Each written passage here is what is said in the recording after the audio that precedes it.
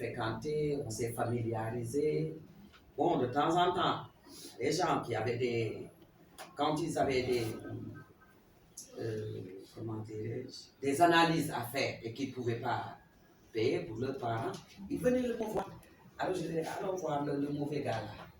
Peut-être qu'il va y avoir le problème. À chaque fois quand on vient, avant que tu termines, il signe. Alors à ce temps, je lui ai dit, tu as vu, c'est une mauvaise personne, mais quand même il a accepté. La prochaine fois, essaie de venir toute seule. Moi, je ne vais pas t'accompagner. C'était ainsi que tout le monde s'est familiarisé avec lui. Moi, je le prends comme un frère et j'ai pris beaucoup pour lui. Mon papa a eu à venir ici un jour, connaissant mon défunt papa. C'est pas. Moi, je suis comme lui. Il était amateur de café. Quand il est venu au labo, après sa prise de sang, on est resté dans le bureau de Dr Amadou Ndiaye. Dr Amadou Ndiaye lui a fait du café, il a envoyé, on lui a cherché des croissants. Moi, je n'ai rien dit. C'était pour voir si mon papa allait accepter lui ou non. Il a accepté. Je lui ai dit, Dr Ndiaye, est-ce que tu me crois heureux? Il m'a demandé pourquoi. J'ai dit, mon papa, depuis que je le connais, c'est la première fois que je le vois prendre un café avec une personne qu'il ne connaît pas. Ce jour-là, mon papa a beaucoup prié pour lui. De temps en temps, lui, il me le rappelle. Et il dit que aussi, si tout le personnel a accès à lui, c'est grâce à moi. Parce qu'on l'avait déjà marginalisé. C'est que moi, je ne peux pas étiqueter une personne comme ça gratuitement, sans pour autant la connaître. Heureusement, comme on dit, nous sortons encore. Alhamdoulilah, il a épousé lui. Moi, j'ai fait un peu de recul. Mais c'est comme un frère pour moi. Honnêtement, je peux continuer à prier.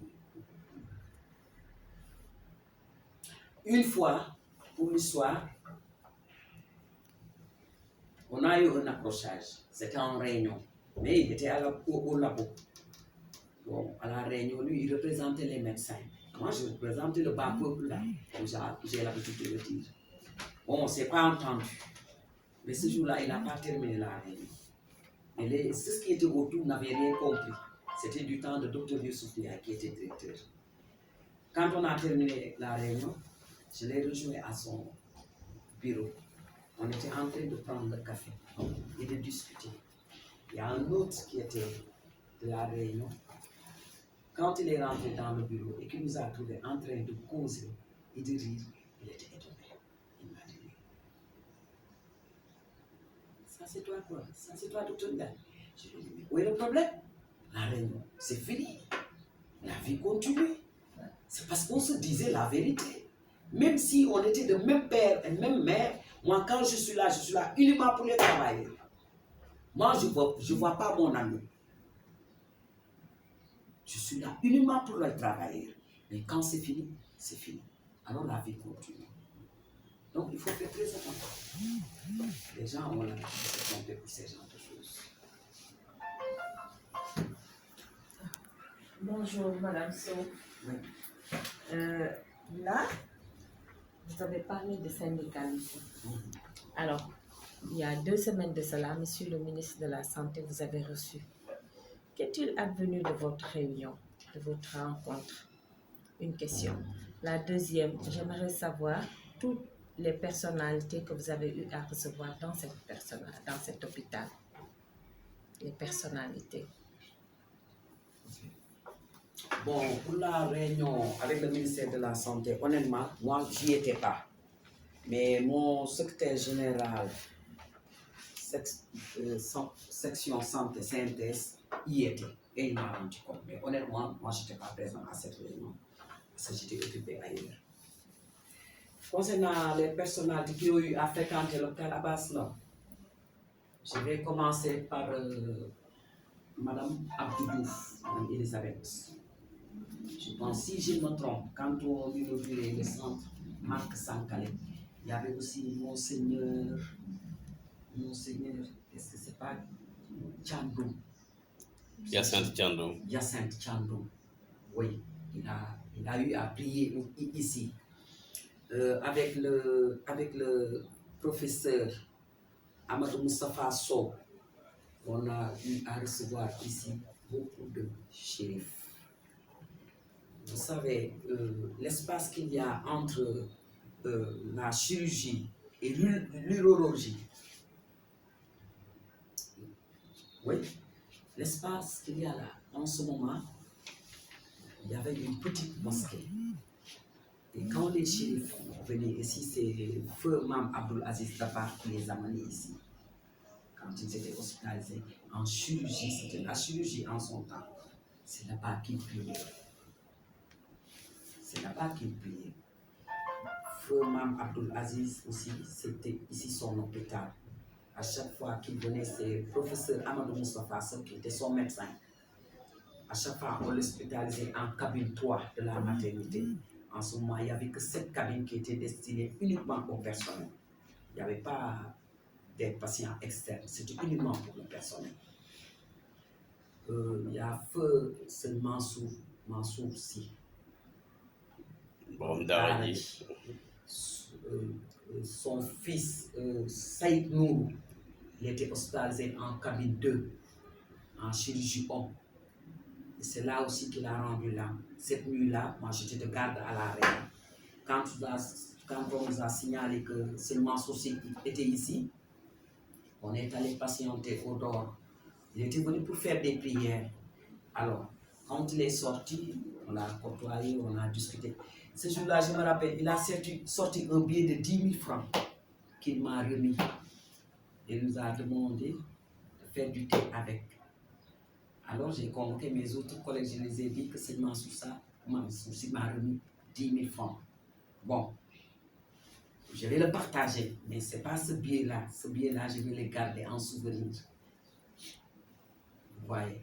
Alors, c'est le lendemain que son fils a rendu là.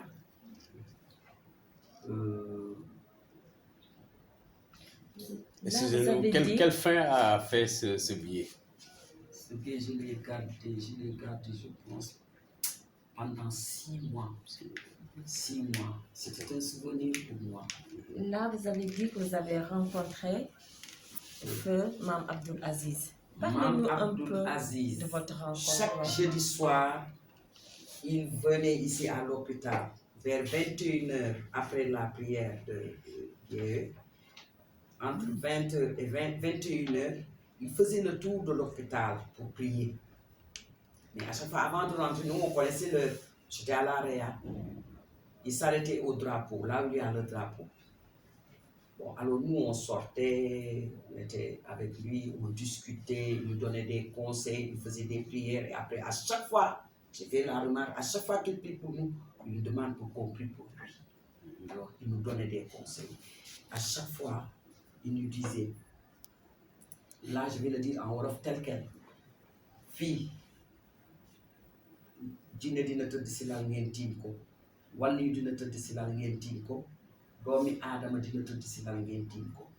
Ñaar moo fi nekk, mun ngeen fi baaxle, mun ngeen fi yàqule, lal yi amul borom, ku fi tëdd di nga bëgg ñu toppatoo la. C'est ce qu'il nous disait à chaque fois. À chaque fois, c'est ce qu'il nous disait. Et c'est vrai. Ce qu'il disait, c'est vrai. Je l'ai vécu une fois à la réanimation avec un patient. Je me rappelle très bien, ce patient était au lit 2. C'était un vieux talibé cher. Très propre. Très propre. À chaque fois qu'on faisait le nursing, il me disait de lui mettre du parfum sur son mouchoir. En ce moment, les gens utilisaient le mouchoir en tissu. Et quand je lui mettais, parce que nous, quand on faisait le nursing, chacun avait de son côté de la poudre, calque, parce qu'on frictionnait les malades avec de l'alcool et tout ça, un petit flacon de lavande. En ce moment, c'était le bien-être, si je me trompe. À chaque fois que je lui mettais de la lavande, c'est comme ça qu'il le faisait. Et il s'endormait avec. Et le vieux là, quand il est décédé, c'est comme ça qu'il est décédé. C'est un vieux. Moi, je n'ai jamais oublié ce vieux-là. Et quand le jour où il partait, il était en caftan marron. Ça, je m'en rappelle très bien. Il était au lit de... En ce moment, la réa n'était pas ainsi. Et j'étais très petite. Et beaucoup de gens aussi ont prié ici pour nous. Beaucoup de gens ont prié pour nous. Et à chaque fois, je me rappelle ce que disait Firmin Abdou. Que rien ne vaut les prières d'un malade. Et ça, moi, je le sais. Et mon papa aussi me le disait. Rien ne vaut les prières d'un malade. Ça n'a pas d'égal. Un patient, tu t'occupes de ce patient, il est content, il est rassuré. S'il prie, automatiquement Dieu va l'accepter. Ça, nous l'avons vécu ici en Réa. Comme je vous l'ai dit, on a eu la chance d'avoir des chefs de service, des médecins qui nous ont éduqués. On a reçu une deuxième éducation ici. Pour les mariés, il y avait aussi nos mamans qui étaient ici à la maternité, à la salle d'accouchement. Par exemple, toi, tu viens, tu ne mets pas le crayon là comme ça, la poudre, elle te voit le visage un peu froissé. Elle t'appelle. Derrière, il y avait un baobab. Et de la mort. Pour te dire, mais qu'est-ce que ça passe? Et ton mari, tu as des problèmes. Automatiquement, elle te donne un petit pied pour te dire, fais très attention. Il ne faut pas que tu sois comme ça. Sois toujours rayonnante. Et on n'avait pas le droit de venir avec n'importe quelle tenue. Nos tenues étaient trop bien repassées. Très correctes. Blouse, tablier, coiffe. C'est pour cela que moi, je ne veux pas travailler avec les pagnes et les foulards comme ça, les charpes. Moi, j'en vois. Moi, on n'a pas été formé ici. On est toujours en blouse, pantalon. On est maintenant, avant c'était des coiffes. Avec des ballerines. Oui. Ouais. Pas de coquette, choquette. Non. On ne faisait pas les poses ongles, les cheveux comme ça. On n'a pas cette habitude. On ne connaissait pas aussi les fêtes. Tabaski, Korité, 31, non. On laissait nos aînés passer la fête et nous, on assurait la garde. Quand tout ça venait, parce qu'il habitait derrière, quand il faisait la ronde la nuit, bon, pourras-tu avec qui? Je lui dis que je suis avec